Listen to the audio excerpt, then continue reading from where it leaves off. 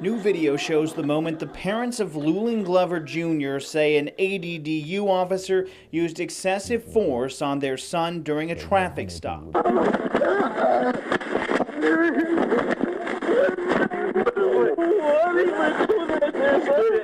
Family members say the incident left Glover with multiple fractures and staples in his head.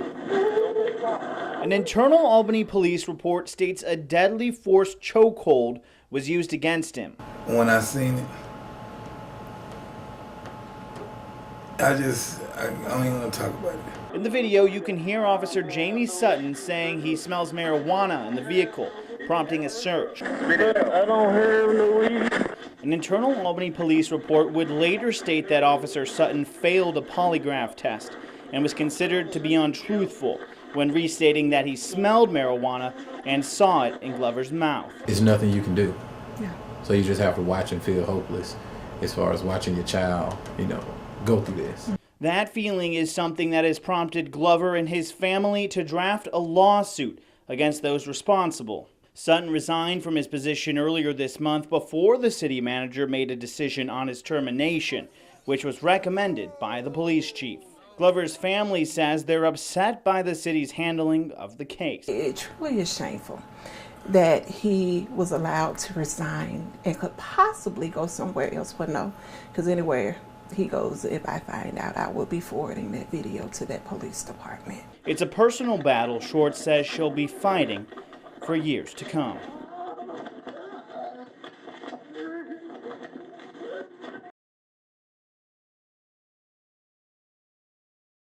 Open when you're feeling lonely. It's the start of one of 25 letters 16-year-old Macy Mathis wrote for her mother on her birthday. Hey, Mommy, I'm sorry you feel lonely. I'm especially sorry if you were the ones who made you feel lonely. I never intended to do that. And at the time, her mom, Cindy, would never expect that the reason she was feeling alone was because her teenage daughter had died in a car accident. She really helped me out in a lot of ways that I didn't realize until after she passed. Macy died 5 days after a car crash in Tift County, which also killed her boyfriend. Her mom says some of the letters she left behind have made her laugh, and all have made her cry. Before Macy died, Cindy had only opened 3 of those messages. I'm thankful I only opened 3 because I think I need them more now. And what she finds sealed inside are enduring glimmers of a daughter she loved so much. I'll play with your hair and rub your back until you fall asleep. I miss being that close to you because I feel like your little girl again. Please don't feel lonely, Mommy. You always have me. Macy. Memorialized by ink on paper, Cindy says she knows the impact her little girl left on the world. It's a message that I feel like she intended to carry out. And while her short life came to a tragic end, her words will ring in the hearts of her loved ones for years to come. Way across to over here. Caught in the direct path of Sunday's tornado, the Hamiltons were thrown from their home and buried in debris. We prayed, and I held on to him with dear life. The two hid in a closet and in a matter of seconds found themselves around 50 feet away, with the home they were just standing in nowhere to be found. She said, I can't stand up because my leg is trapped. And I reached up with every strength, all the strength I had, I just pushed up, and she was able to free herself, and we walked out. Betty says she walked away lucky with a minor foot injury. As for Calvin, he's okay, but can't find his tractor, and well, Lost his wallet. Throughout the frightening experience, 94-year-old Johnny Mathis was just feet away, alone in her home. I said, Lord, help me. I said, because I'm here by myself. Nobody to do nothing. And that's when Mathis says she received an answer to her prayer. When I said that and looked around, and he said, oh, woo, and it was gone.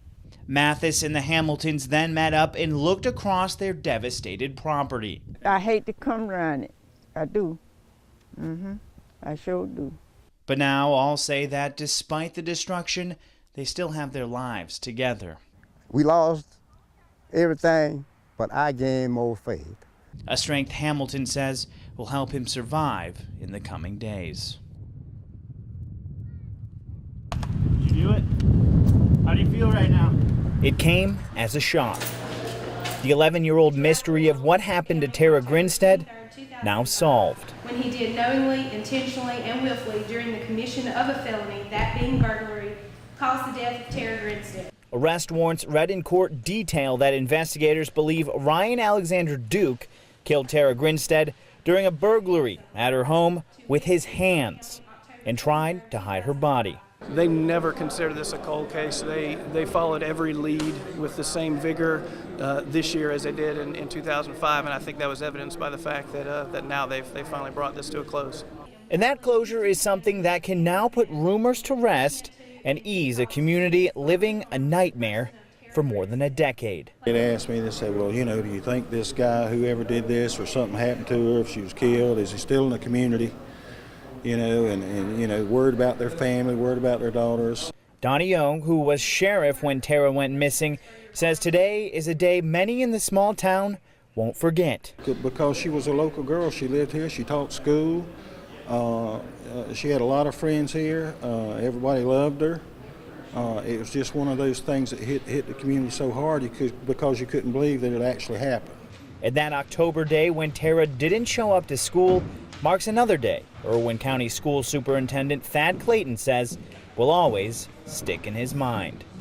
And this community has really put their emotions out there for 11 and a half years, trying to help answer the what happened questions. So it's an emotional day. An emotional day followed by the first night in 11 years that folks in Ocilla can go to sleep knowing possibly what happened to Tara Grinstead.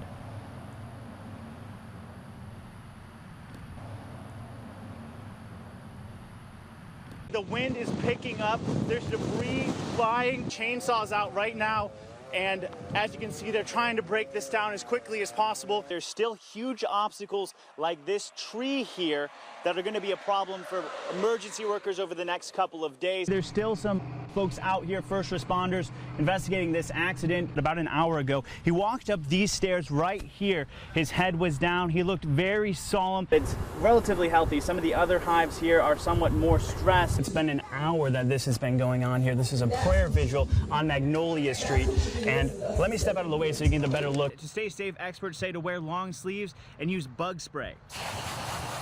So that's just enough room for 3 of me here on this bench. That's the county over there, but one simple walk across the station and they're in city limits. And if you can't find the sign, you can always just follow the crowd. Efforts to create a new hospital did not just start here in Lee County. In fact, it started here in Albany on Palmyra Road. We see a lot of things like this, these pecans, these young ones out here, and these big pecan trees have just fallen over here, but they're not the only ones. If you take a look across the street here as the wind is picking up, you'll see that some of those young trees are partially bent over, some other ones completely destroyed. Brian's song. Yep, that's right, Coach. What? That's not fair. That was too old for you. That was way too long ago for you. You are wiser beyond your years. That's why I put these in here. They did a remake of it. That's oh, yeah? Okay, I'll have to look that one up. You can check that out. All right. With breaking news now. We start tonight with new information that's just come into our newsroom about a fatal crash involving the family of a Chris County Sheriff's deputy. Another deadly crash in South Georgia. More details on the mother and son involved in a head-on collision and what possibly caused it. We've got to get the debris out of there. We've got to get the water decontaminated. A massive sinkhole is still creating issues for some Florida residents. More in just minutes. With the heat rising here in Southwest Georgia, what you need to know about protecting your pet's paws. Live, local, late breaking. This is WALB News 10 at 11. Less than an hour ago, those close to a woman found dead with multiple gunshot wounds last week joined together to remember her. Just in this window here, this is where the dispatchers are. They've already taken a number of different calls. We're going to show you where some of the city leaders, county leaders here are kind of monitoring the storm right now. I'll open this up. But like I said, this is where everyone's kind of monitoring the storm, as you see back on